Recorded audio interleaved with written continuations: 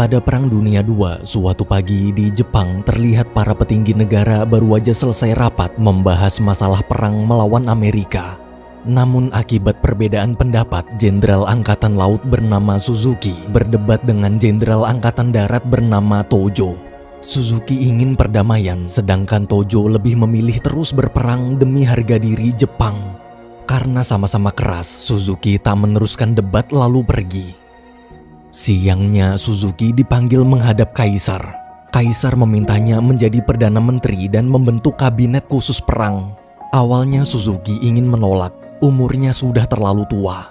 Tapi Kaisar tetap memaksa karena hanya Suzuki lah satu-satunya orang yang dia percaya. Mendengar itu, mau gak mau Suzuki bersedia. Beberapa hari kemudian, setelah dilantik jadi Perdana Menteri, Suzuki mulai membentuk jajaran kabinet yang terdiri dari 6 orang. Salah satunya adalah seorang jenderal bernama Anami. Di rumah, saat Jenderal Anami tahu namanya dipilih jadi anggota kabinet, dia hanya terdiam. Keesokan harinya di kantor Perdana Menteri, terlihat Suzuki sedang wawancara mengomentari Presiden Amerika yaitu Roosevelt yang baru aja meninggal dunia. Meski sekarang sedang berduka, namun Amerika pasti akan tetap melanjutkan peperangan melawan Jepang. Suzuki khawatir setelah pergantian presiden nanti, Amerika justru malah akan meningkatkan serangan mereka. 1 bulan berlalu, kekhawatiran Suzuki benar-benar jadi kenyataan. Malam hari, tiba-tiba Amerika membombardir kota Tokyo.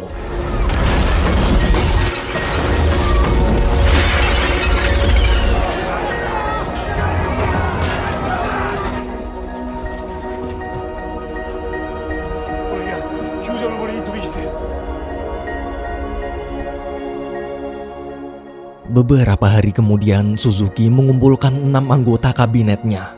Namun ketika semua berkumpul, karena Jenderal Angkatan Laut bernama Mitsumasa tak akur dengan Jenderal Angkatan Darat yaitu Anami, mereka pun debat saling menjelekkan satu sama lain. Melihat sikap tuh bocah berdua, Suzuki cuma bisa istighfar.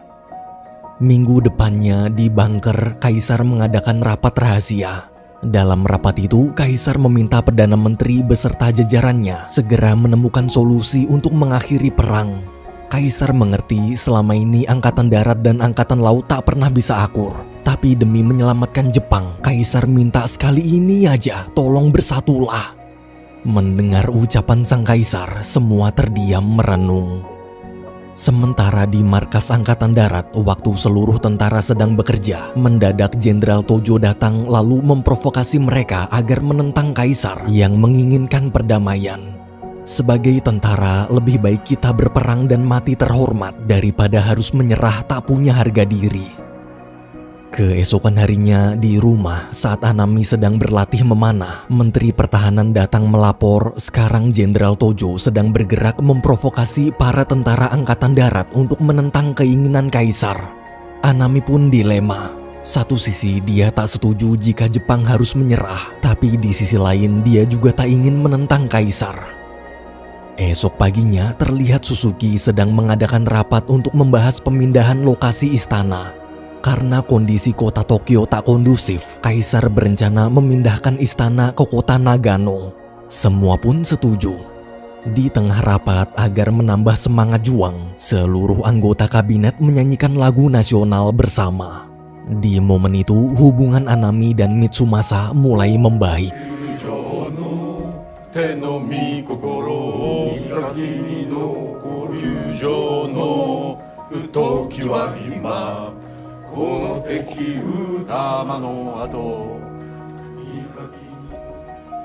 Satu bulan kemudian, karena Jepang masih tak mau menyerah juga, Amerika serta negara sekutunya yaitu Inggris dan Cina mengumumkan akan memaksa Jepang menyerah lewat perjanjian damai. Setelah mendengar pengumuman itu, Suzuki langsung mengadakan rapat darurat.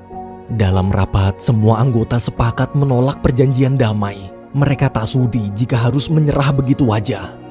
Hingga akhirnya, pada tanggal 6 Agustus 1945, Amerika menjatuhkan bom atom ke kota Hiroshima.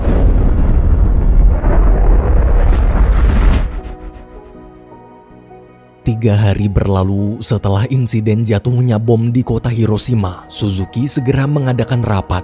Dalam rapat itu, Suzuki memberitahu kalau Kaisar menyarankan agar kita secepat mungkin menyetujui perjanjian damai karena kondisi Jepang sekarang sedang sangat terpojok. Cuma menyerahlah satu-satunya jalan. Mitsumasa pun protes. Selama puluhan tahun, Jepang tak pernah sekalipun kalah perang, apalagi menyerah. Namun di tengah obrolan, sekretaris kerajaan dapat kabar barusan bom atom kedua telah dijatuhkan di kota Nagasaki. Mendengar itu semua syok.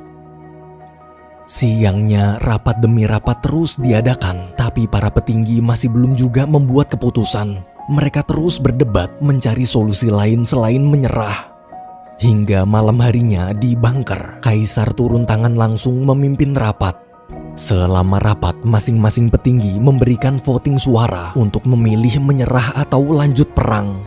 Karena selama 2 jam hasil suara mereka imbang, Suzuki pun berdiri lalu memohon Kaisar membuat keputusan final.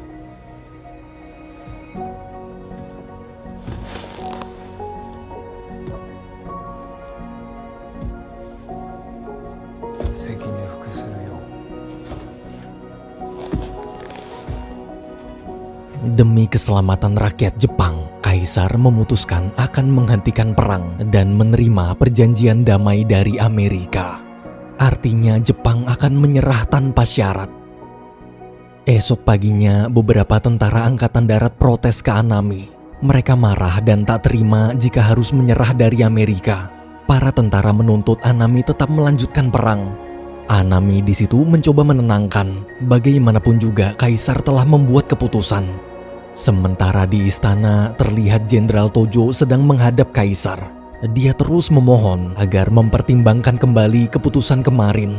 Jika menyerah sama aja kita merendahkan harga diri Jepang di mata dunia. Kaisar lalu menasehati, kita harus belajar dari kisah raja-raja terdahulu yang selalu mementingkan kemenangan perang serta harga diri daripada keselamatan rakyatnya sendiri. Pada akhirnya, para raja di masa lalu itu tak hancur karena perang, namun hancur akibat keegoisan mereka sendiri. Mendengar cerita sang Kaisar, Tojo mencoba mengerti. Siangnya, ketika Anami sedang berobat, seorang sersan datang melapor kalau saat ini tentara angkatan darat telah terbelah jadi 2 kubu, yaitu kubu pendukung dan kubu penentang Kaisar. Dari informasi yang dia dapat, kubu penentang sedang merencanakan kudeta. Mereka bersikeras ingin mengambil alih pemerintahan agar bisa melanjutkan perang. Anami pun kaget. Ia tak menyangka pasukannya akan berbuat nekat. Besoknya, waktu sekretaris istana memberitahu Suzuki tentang kabar pemberontakan itu, dengan santai Suzuki bilang Anami adalah jenderal yang sangat setia pada Kaisar. Ia yakin Anami tak akan pernah melakukan kudeta. Di sisi lain, demi menenangkan publik, Anami meminta bantuan seorang jurnalis untuk mengumumkan bahwa kabar kudeta hanya kabar palsu.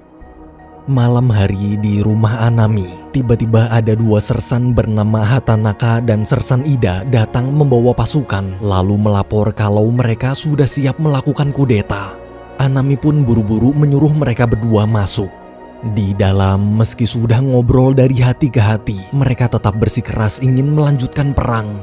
Karena sekarang Jenderal Tojo telah beralih mendukung keputusan Kaisar, jadi harapannya tinggal Anami. Para tentara mohon agar Anami mau memimpin pasukan kudeta. Hanya Anamilah satu-satunya jenderal yang mereka percayai tak akan mengkhianati pasukan. Mendengar itu, Anami dilema. Beberapa hari kemudian, pagi-pagi saat membaca salinan surat perjanjian damai dari Amerika, semua tentara angkatan darat semakin panas. Kenapa di situ tertulis kalau Kaisar disebut sebagai anak buah Amerika? Waktu Anami baru datang, para tentara langsung memintanya membujuk Kaisar menolak surat perjanjian damai. Mereka tak terima Kaisar direndahkan Amerika. Jika suara mereka tak didengar, maka terpaksa kudeta harus dilakukan. Siangnya, Anami menghadap Kaisar lalu menyampaikan permohonan dari angkatan darat tadi. Namun Kaisar tetap tak berubah pikiran. Ia tak peduli direndahkan musuh. Baginya yang terpenting cuma keselamatan rakyat Jepang. Dia mengerti bagaimana perasaan angkatan darat, tapi Tapi hanya inilah satu-satunya pilihan. Di sisi lain, di markas Angkatan Darat, ketika para tentara sedang bekerja, seorang prajurit mengabarkan barusan Amerika telah membombardir kota Nagano. Tak hanya merendahkan kaisar, tapi Amerika juga seakan-akan terus memaksa Jepang untuk buru-buru menyerah. Karena sudah tak tahan lagi dengan sikap Amerika, seluruh tentara memutuskan akan tetap berperang meski harus melewati jalan kudeta. Semua pun bergegas pergi menemui Anami. Di rumah, Anami berusaha menahan sebisa mungkin. Ia minta pasukannya bersabar sampai rapat kabinet berikutnya selesai. Jangan buru-buru kudeta, toh kaisar juga belum menandatangani surat perjanjian damai dari Amerika. Jika dalam rapat Anami gagal meyakinkan para petinggi, maka kalian boleh menjalankan kudeta. Untungnya para tentara menurut. Di kantor kementerian, saat rapat, satu persatu petinggi menyetujui perjanjian damai. Selama rapat, yang Anami pikirkan hanya bagaimana cara mencegah kudeta. Waktu seluruh petinggi selesai memberi keputusan, dengan pasrah Anami menelpon markas Angkatan Darat dan terpaksa berbohong kalau para petinggi menolak tanda tangan. Semua tentara pun senang. Malamnya, Anami meminta Suzuki menunda penandatanganan surat perjanjian damai sehari atau 2 hari aja sampai dia berhasil meyakinkan pasukannya untuk membatalkan niat kudeta. Tapi Suzuki tak bisa. Sudah tak ada waktu lagi. Kita harus secepatnya menyerahkan surat itu atau Amerika akan membombardir Jepang lagi. Esok hari, karena bingung tak tahu harus bagaimana, Anami lalu berdiskusi dengan 3 jenderal lain. Anami berpesan para jenderal jangan pernah menghukum pasukan pemberontak. Tentara-tentara itu sebenarnya hanya ingin melakukan yang terbaik demi negara. Usia mereka masih muda dan masih labil. Sudah tanggung jawab kita sebagai jenderal senior untuk membimbing mereka. Malamnya di bunker, saat sedang rapat sambil menahan sedih, kaisar berkata dia mengerti bagaimana rasa sakitnya pasukan Jepang harus menyerah tanpa melakukan perlawanan. Tapi percayalah, rasa sakit kita ini akan menciptakan masa depan yang baik untuk Jepang. Meski nanti rakyat kecewa, kaisar sudah siap menerima hukuman apapun, asalkan rakyat bisa hidup sejahtera. Mendengar kalimat kaisar, semua petinggi terharu. Keesokan paginya di markas Angkatan Darat, para tentara terlihat kecewa. Ternyata kemarin Anami berbohong. Ternyata para petinggi telah sepakat ingin menyerah. Siang hari di kantor kementerian, rapat kembali digelar untuk menyusun kalimat pernyataan menyerah yang akan diumumkan ke masyarakat. Namun selama berjam-jam karena terus saja berdebat masalah kata-kata, dengan tegas Suzuki menetapkan sendiri susunan kalimatnya lalu menutup rapat. Malamnya sepulang rapat ketika tahu kudeta telah dimulai, Anami pasrah. Sudah tak ada jalan lain. Sebagai pemimpin yang paling dihormati di Angkatan Darat, dia terpaksa harus melakukan misi terakhir, yaitu kamikaze atau mengakhiri hidupnya sendiri. Ia harap kematiannya nanti akan menjadi pukulan berat bagi seluruh tentara muda. Ia harap mereka sadar dan membatalkan kudeta.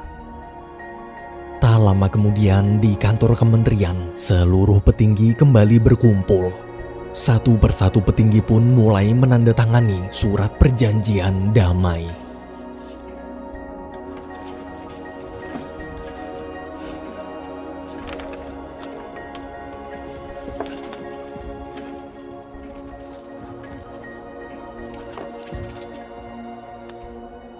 Selesai rapat, karena malam ini adalah malam terakhirnya, Anami menemui Suzuki untuk berpamitan. Dari sikapnya, Suzuki sadar pasti Anami ingin melakukan kamikaze. Sebagai sesama jenderal, Suzuki tak ingin mencegah. Dia hanya memegang pundak Anami, lalu berkata sekarang Jepang sudah aman. Anami bisa meninggal dengan tenang. Ucapan Suzuki barusan membuat hati Anami lega. Di sisi lain, di stasiun radio, terlihat kaisar sedang bersiap melakukan rekaman pengumuman menyerah yang akan disiarkan besok. Ketika semua siap, kaisar pun mulai merekam pidatonya. Setelah selesai, sekretaris kerajaan meminta petugas menyembunyikan rekamannya sampai besok pagi. Jika pasukan pemberontak tahu, mereka pasti akan memusnahkannya. Di sisi lain, di markas Angkatan Darat, Ida mencoba meminta dukungan jenderal, tapi jenderal justru ingin menggagalkan kudeta. Waktu Hatanaka datang, karena jenderal terus-menerus menentang kudeta, Hatanaka kesal. Jenderal tewas. Melihat perbuatan Hatanaka, Ida kecewa. Tujuan kita adalah kudeta, bukan membunuh rekan seperjuangan sendiri.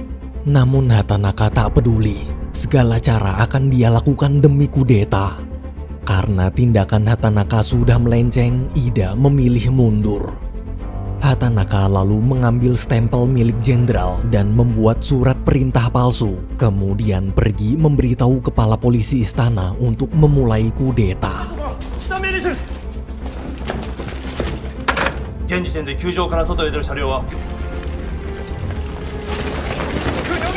Di stasiun radio, pasukan pemberontak mulai bergerak mencari rekaman pidato kaisar.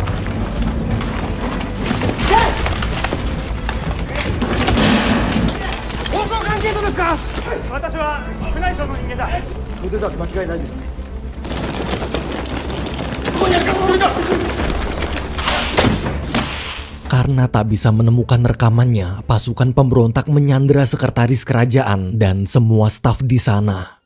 Sementara di rumah, terlihat Anami sedang menulis surat wasiat. Selesai menulis, Ida bersama rekannya datang melaporkan perkembangan terbaru kudeta yang sedang berlangsung. Tapi saat tahu Anami ingin melakukan kamikaze, Ida berencana ingin ikut mati bersama. Anami pun langsung menamparnya. Dengan tegas, Anami bilang tak ada yang boleh mengorbankan nyawa selain dia. Apalagi Ida masih muda, masa depannya masih panjang. Ida di situ hanya bisa menahan tangis. Sebagai perpisahan, Anami mengajak mereka berdua minum bersama. Subuh-subuh, karena rekaman pidato kaisar masih belum ketemu juga, Hatanaka memaksa para staf untuk segera menyiapkan siaran radio. Dia berencana menyampaikan pidato tandingan untuk seluruh rakyat Jepang. Hatanaka ingin rakyat tahu bahwa di saat semua petinggi memilih menyerah, kami para pasukan Angkatan Darat Muda tetap berjuang demi memenangkan perang.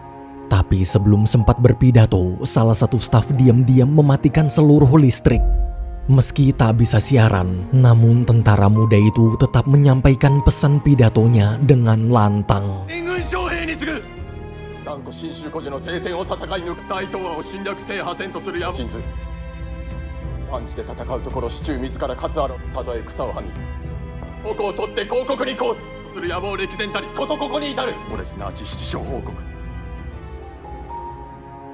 Di sisi lain, di rumah, setelah mempersiapkan katana, Anami menyuruh Ida menunggu di luar hingga kamikaze selesai. Ida pun menurut dan memberi penghormatan terakhir.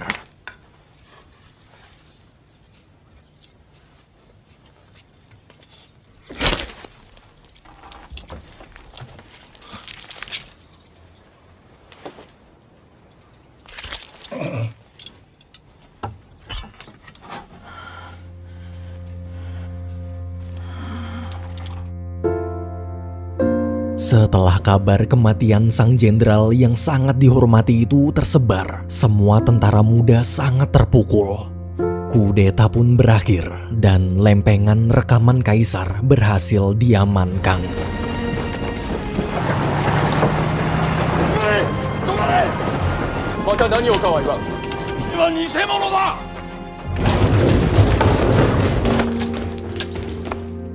Di rumah, Suzuki yang merasa tugasnya sebagai Perdana Menteri telah selesai memutuskan pensiun.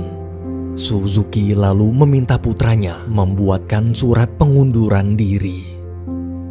Beberapa jam kemudian, tepat pukul jam 12 siang, pada tanggal 15 Agustus tahun 1945, stasiun radio mulai menyiarkan rekaman pengumuman bahwa dalam Perang Dunia II ini, Jepang menyatakan menyerah.